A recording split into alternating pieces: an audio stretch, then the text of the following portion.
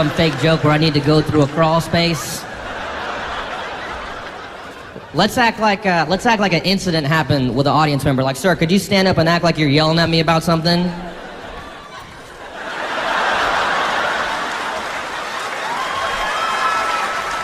So you can show that photo to people and tell them, yeah, at one point in the show, this guy just stood up and was like, whites are the superior race. And Aziz was like, whoa, that's not cool, sir. You need to sit down. All right, cool. Everybody good with photos and everything? Thank you so much for coming out. I really appreciate you coming out. Thank you so much. I live in New York right now, and yes, and I'm single right now, and oh, shut up, you don't mean that shit. And whenever I go out to bars there, as one friend of mine, he's one of these guys, he's like, oh man, any cute girl you see, just go talk to her, man. What's gonna happen? What's gonna happen? What's gonna happen? Any cute girl you see, just say something, anything, it doesn't matter what. What's gonna happen? What's gonna happen? What's gonna happen? I'll tell you what's gonna happen. That girl is gonna be mean as shit to me for no reason at all. Why do I wanna deal with that? Hi, how are you? Fuck you! All right, I'll see you later. I'll go talk to my friend Brian, he's always nice to me. And sure, that's a little bit of an exaggeration, but that is how it feels sometimes. I once went up to this girl because I thought she had a cool purse on her shoulder. I said, hey, that's a nice bag. And she said, thank you. And we started talking, and she seemed nice. Then at one point, her friend comes over, and when the girl's friend comes over, she goes, oh, hey, this is Aziz. He came to talk to me because he thought I had a cool bag. And rolled her eyes. And I thought, wow, that's really rude. No reason to do that. I was just being nice, right? So I said to myself right there, whenever I leave this conversation, I'm going to make sure this girl knows I don't give a shit about her. And I really like her bag. So at one point, we're sitting there talking, and I was like, yeah, hey, what's that over there? And then I stole her purse. Yeah, that bag's mine now. I never know what to say to girls in situations like that. It's always so awkward. I was having lunch with a friend of mine once, and I told him, hey, there's this one girl that works at this restaurant. She's so cute, but I don't know what to say to her. And he goes, oh man, all you gotta do is go over in there and be honest with her for a minute. Really? That's all I gotta do?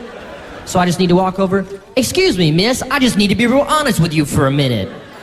I eat here all the time. And when I do, I stare at your face. And I imagine us fucking while I eat my sandwiches. Let me know if you'd like to turn my fantasy into your reality.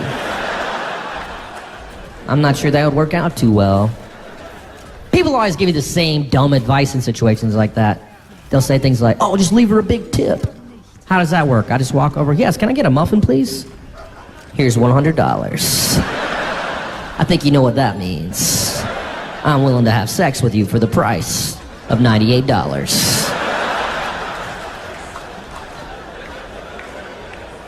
I was doing that joke one night, and this guy in the audience just yells, just tell her you're on TV. Yeah, there's no way I'll sound like a jerk if I do that, right? Excuse me, miss. I'm on TV. I said, I'm on TV. I don't know what's going on here, but this is the part where you start sucking my dick.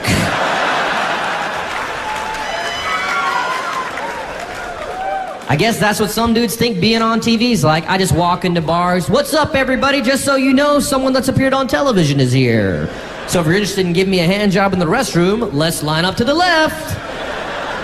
No, that's not how it works at all. How it works is, I walk into a bar and 5 dudes are like, oh man, it's that brown guy I saw on that thing. Oh man, bro, I can't believe you're here. You gotta take a photo with me and my puppy. My puppy's back at my house though. We gotta drive there now. That doesn't sound safe. I was in a relationship for a few years, and I think in the time I was in the relationship, all dating communication went exclusively to text. You can't call anybody anymore. If you call someone, they're like, what? Are you on fire? Then quit wasting my time. Text me that shit. And I don't like texting people, especially girls. There's always miscommunication that happens. This is a situation I get into all the time. I'll text a girl, she texts me back right away. I text her back right away. She texts me back right away. I text her back right away. She texts me back right away. I text her back right away. She texts me back right away. Then I'll say something like, all right, cool, so you want to get pizza on Tuesday? And then I don't hear anything. And I'm like, what just happened? I know you read that shit. You responded to 20 other things I just said. What, do you not like me anymore? You don't have 2 seconds to say, yes, I want to get pizza, or no, I don't want to get pizza? Would you check your phone into a locker and go ride a roller coaster for a few hours? What's the deal? And after a few hours of no response, I get real upset. And I just want to send a text that says something like, well, guess who just got uninvited to the pizza party? You did, because I hate you now. Girl always writes something back. Sorry, I was at my niece's ballet recital. We had to turn off our phones. Whatever, we're done. I finished that pizza hours ago. I went with my friend Brian. He's nice to me. I went out with this girl in LA a few times. She was really nice. And last time I was in LA, I called her up and asked her out for dinner. And she's like, yeah, sure. Then 2 hours before our date, she calls me up. She goes, Aziz, I really want to go out to dinner with you, but I kind of have a boyfriend now. Is that a problem? And I said, yeah, it's kind of the biggest problem we could have. Why would I go out with you if you kind of have a boyfriend now? What's next? Hey, Aziz, I got you tickets for this carnival, but you can't ride any rides. Is that a problem? Yeah, it's a problem. I wanted to ride those rides. That's the whole point of me going to the carnival. These tickets you gave me are useless. Hey, Aziz, I got you a panini press off Amazon, but I shipped it to my friend Lisa instead of you. Is that a problem? Yeah, it's a problem. That's not my address. And I don't have Lisa's contact info. And now she mentioned paninis. I really want one. What's the best case scenario? We go out on this amazing dinner date, have a fantastic time. We come back to my place. She's like, Aziz, I had a really good time at dinner tonight, and I want to give you a blowjob. But I'm going to use my boyfriend's penis instead of yours. Is that a problem? Yeah, it's a problem. Sounds like you're going to suck your boyfriend's dick at my house.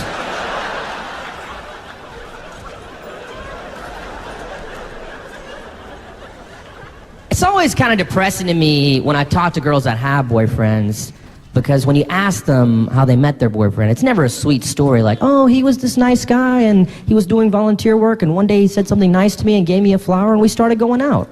No, it's always stories like, I was at the club and this guy came up to me and was like, I've been staring at your ass all night. Is it cool if I take you out sometime? And I was like, yeah. Why would you say yes to that? I don't know, what's the worst that could happen? What's the worst that could happen? He could put something in your drink and rape you. That's the worst that could happen. He could murder you and use your legs to make stilts that look like legs. Another thing that can happen. But that's my problem, is I think too much, you know? Go to a bar and watch people. You'll see two different types of guys. There's one type of guy, it's a guy like me. We're usually sitting in the corner talking to each other. I don't know. Let's just talk to each other tonight, Brian. Then there's a second type of dude, the dumb dudes. They're at the bar, they don't care about anything. They're like, give me a shot of Jägermeister, drop it in a beer with a bunch of other shit. I'll say anything to anybody. And they go up to some girl, they're like, excuse me. I just wanted to say you look really beautiful tonight, and I was hoping one day I might be able to put my hands on your titties. My name's Kevin.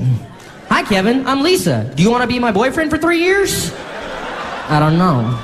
Is it okay if I'm really shitty to you and cheat on you whenever I want? Yeah, that's fine. I'll never break up with you. Then they leave together. Meanwhile, I finally get up my courage. That's a nice jacket. Get the fuck out of my face.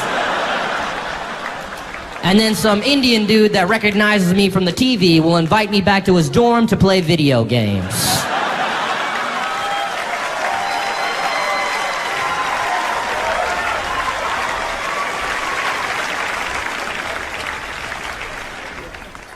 Tell me if this ever happens to you guys. You're ever at a party or something like that and you're talking to a guy and you think, wow, this guy is so dumb.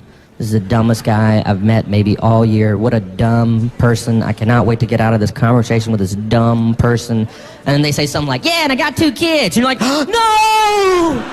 You can't have 2 kids, you're so stupid! What are you doing raising kids? You're so dumb. You're raising murderers. This happens to me all the time. It's so terrifying. I was talking to a dude at a party. He was 26 years old. He had a 3-year-old son. And I was like, wow, that's amazing. Then a few minutes later, I overheard him telling a group of people the story about how a week earlier, he tried to have sex with a bowl of macaroni and cheese. And I said, whoa, whoa, whoa, whoa, whoa, whoa. You can't be a father and then fuck a bowl of macaroni and cheese. Once you have a kid, the macaroni and cheese fucking days are over.